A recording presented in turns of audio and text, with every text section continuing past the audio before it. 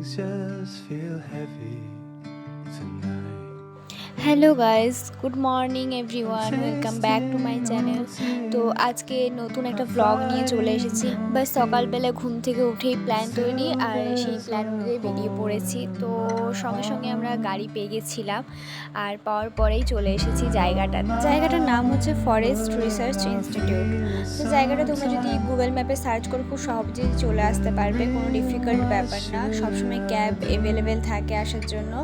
আর জায়গাটা একদমই অন্যরকম, চারিদিকে শুধু গাছপালা পাখি।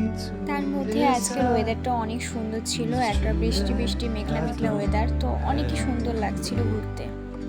এরপর হাঁটতে হাঁটতে আমরা ফাইনালি মিউজিয়ামের সামনে পৌঁছে গেছি, কারণ এখানে ট্যুরিস্টরা যারা আসে ঘুরতে তারা ম্যাক্সিমামই ক্যাব, সাইকেল, বাইক তো এইভাবেই ঘোরাঘুরি করে। বাট আমাদের কাছে যেহেতু কোনো অপশানও ছিল না, সে তো আমাদেরকে হেঁটেই ঘুরতে হতো।